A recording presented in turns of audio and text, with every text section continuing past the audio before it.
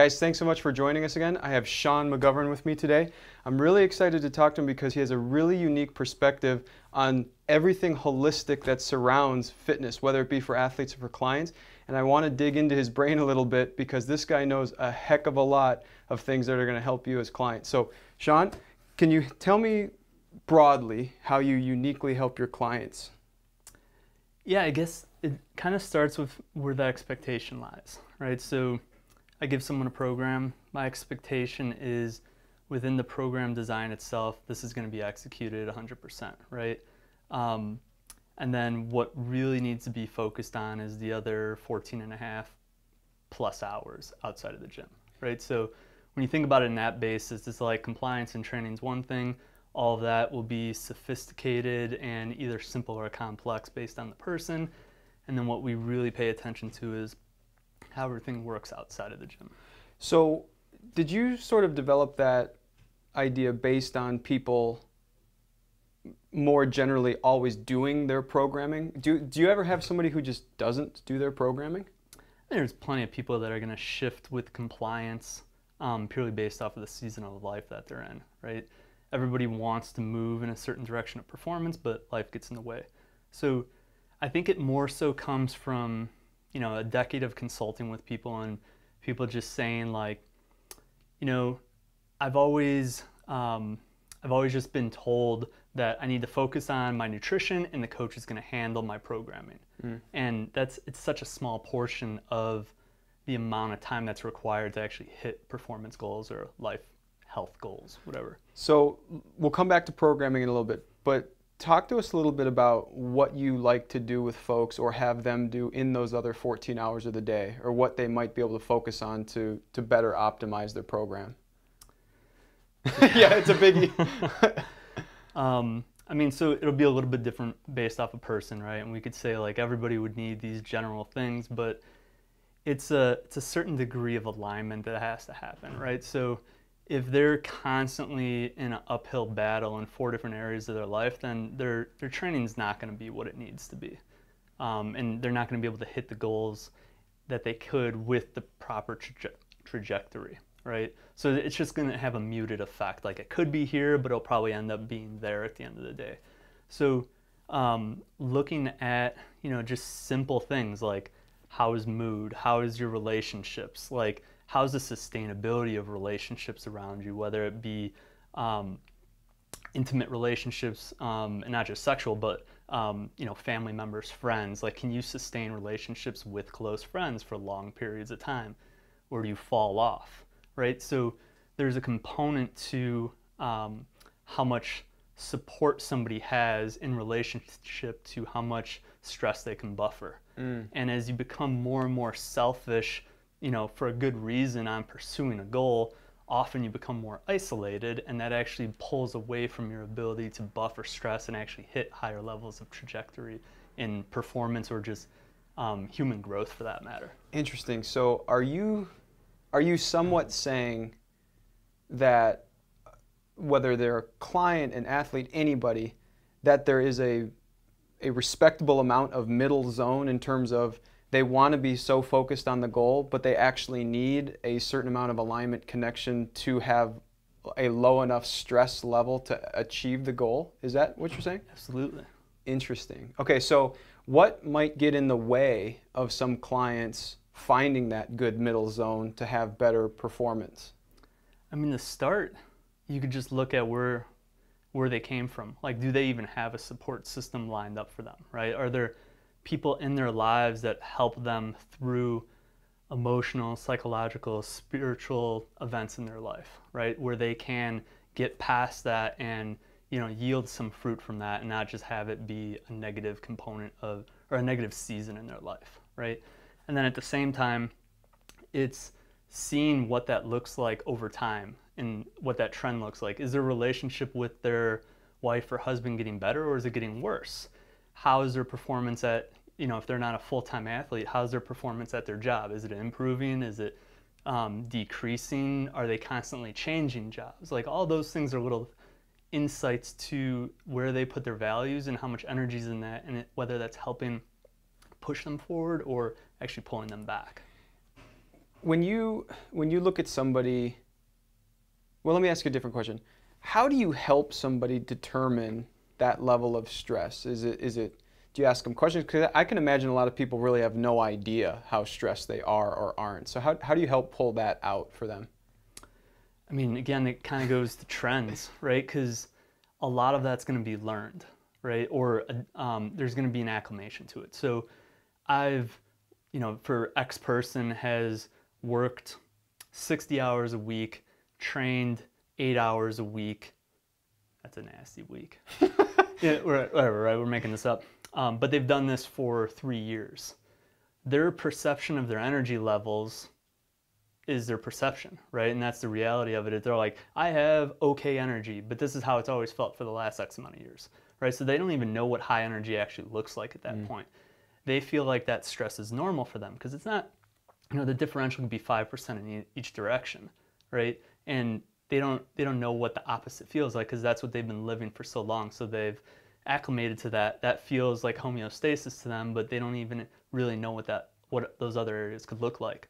So whether it's a full shutdown of the system or a nutritional intervention of some sort, just really changing up the scope of what their nutrition can look like for them to fully give them a metabolic reset at that point, they may never know what it could feel like to be outside of that stress or to have more energy. So they're going to need relative points to anchor that or mirror that against, right? So they know what it could feel like. Whether that's within a test physically, an salt bike test, or actually being like, wow, I actually felt strong today, my numbers went up, or generally just looking at something like resting heart rate or HRV or whatever the case may be. So let me shift gears for a couple minutes here. It's clear that you're really interested in digging really down the rabbit hole on this. What led you to this point? So what in your past kind of led you to this point of wanting to investigate this and investigate people on this different level? Yeah, I mean, I think like a lot of people, you go in these big circles of learning. For me, it was like nonlinear training answered so many questions, and then it was nutrition, and then it was individual design, like being able to write a specific program for a specific person. And then I went back to nutrition. I was like, well, you can't execute a program without good physiology. But nutrition didn't answer that, so we had to go into the cell. And then I pursued the cell and looking at those things, and it's like, well, does that really even matter if you don't have the behavior to give yourself the nutrition that you need? And then I got into the neuroscience component and, just looking at kind of a more macro view of how all of those things integrate together, right? So I've looked at hormones and I've looked at, the intricate areas that feed into each one of those, only to kind of be right back to the beginning where it's just like, it's the person's philosophy, it's the person's psychology, and those are the things that are going to be the basis for what pushes them in any ability to change behavior and actually be able to start getting adequate nutrition to a cell to be able to power movement, to be able to perform, whether that's sitting at a desk and thinking at a high level all day, or having enough energy to take care of your kids or be a spouse when you get home from work. That's human performance. Like, if you look up the definition of performance, it's doing a task to a higher degree. It doesn't matter what that task is. So I'm looking at this as like a human performance piece and, the larger scope of what makes each one of those wheels kind of spin independently, yet alone, like move each other at that point. Would you say, you kind of said this, but would you say that it starts in the brain, or is it something different than perceptions? I mean, can that be said? I mean, it's a chicken or egg at that point, but the two environments that I'm concerned, I would say it's environment, right? So on a micro level, it's the cellular environment, the constant inputs that are surrounding every one of our cells in our body. Like, what's the electrochemical gradient look like for our cells? How much substrate's available? What's the vitamin? How much vitamin is in the body at a given time, for whatever you're doing during the day. And then also the physical environment around us, like how does that impact mood and psychology? So those two environments are probably the most important thing.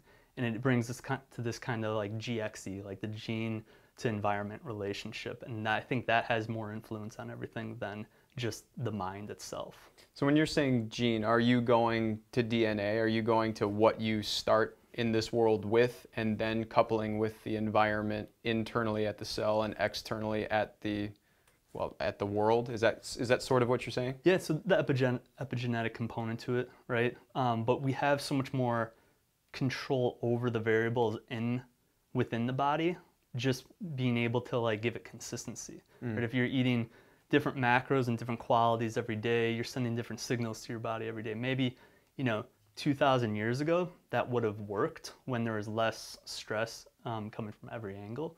But now at this point, it's like some level of consistency changes roughly 20,000 different signals of microRNA that are fired out all day, every day. Like kind of a big number, right? Yeah. Like so consistency might actually matter, especially if you're trying to pull yourself back from some level of dysfunction, whether it was over-exercising, doing the wrong exercising, under-eating, overeating, not sleeping, whatever the case may be. So consistency, almost at the cellular level, are you sort of saying that you can do it somewhat wrong and get better results as opposed to just doing stuff that's all over the place and kind of going in no direction? Is that sort of? Okay. Yeah, I mean, you can see that with like if it fits your macros, right? People get super diesel on that for a certain amount of time, but it's because they're getting they're sending the same signals day in and day out. And most of them are training, somewhat rigorously in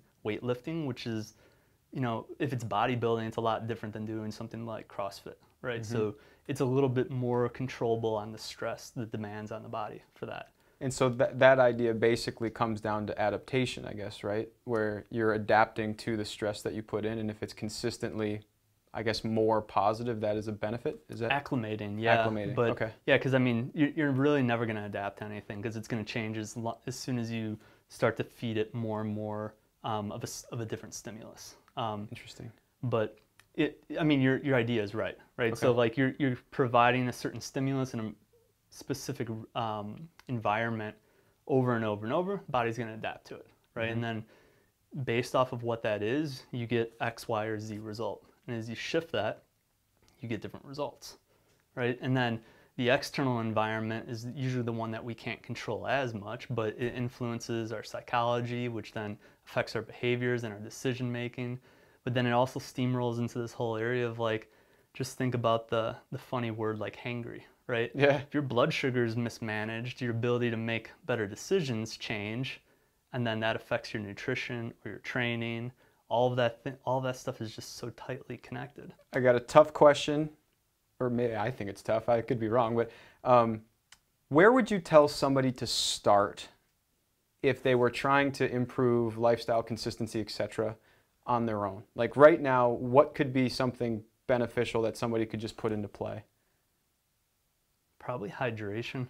Oh yeah? Just like as a good starting point, as it's going to affect, mood, output, ability to sleep. Like it's such a simple one.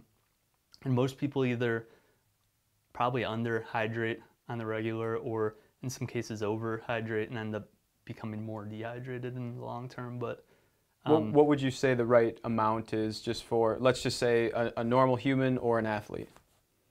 I mean, based off of, it gets a little muddy and I can't give you a number just because like geography changes, heat, if they're running super hot based off of their constitution or the function of their thyroid, they're going to need more water and, they're going to be burning through resources a lot different than someone that's like on a hypo end of that.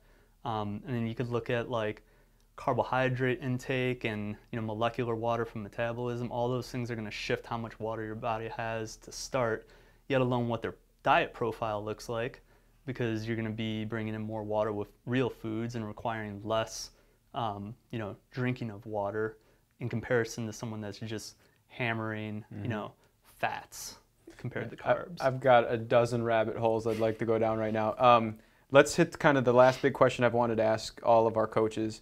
What are you most interested in right now investigating, digging into in or around health or fitness?